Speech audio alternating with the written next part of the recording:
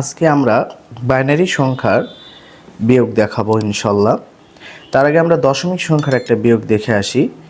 মনে করেন দশমিক সংখ্যায় রয়েছে 52 আর 17। তা আমরা দশমিক সংখ্যা যখন বিয়োগ করি, উপরে যখন ছোট থাকে তখন এর সাথে দশমিক সংখ্যার যেহেতু ভিত্তি 10, তাই এর সাথে আমরা ওই ভিত্তিটা যোগ করে দিই। 10 যোগ 2 সমান 12 বানাই। তারপর আমরা এই 12 থেকে 7 বিয়োগ করি, 5 হয়। আর এই যে 10টা যে যোগ করলাম, এই জন্য এর সাথে আবার 1 যোগ হয়ে যায়, নিচের সাথে 1 যোগ হয়ে যায়, হলে 2 হয়। 2 থেকে 5 বিয়োগ করলে 3 হয়। বাইনারি সংখ্যাটারও ঠিক একই নিয়ম। যেহেতু এটা 10 ভিত্তিক সংখ্যা ছিল দশমিক, তাই 10 যোগ করেছি। আর বাইনারিতে যদি উপরে ছোট থাকে, তাহলে যেহেতু এটা বাইনারির 2 ভিত্তিক সংখ্যা হয়, এই জন্য জাস্ট আমাদের 2 যোগ করতে হবে।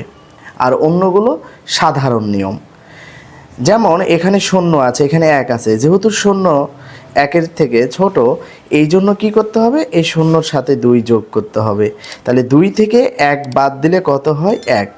আর আমাদের কিন্তু এই যে 2 একবার যোগ করলাম, তাই হাতে 1 ধরতে হবে।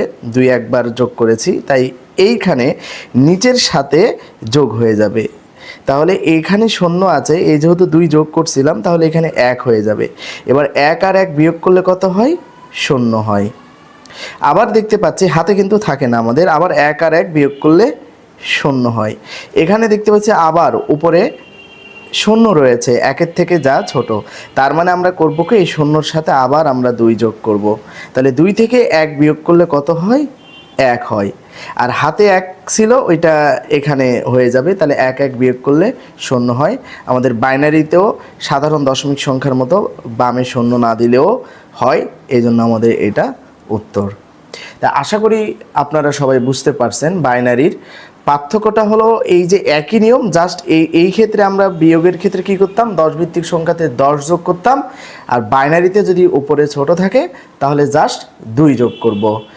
আশা করি আপনারা সবাই বুঝতে পারছেন। আর আমি একটা দিয়ে দিচ্ছি, সবাই এইটা আপনারা করে কমেন্ট বক্সে দিবেন। সহজ একটা দিচ্ছি আমি,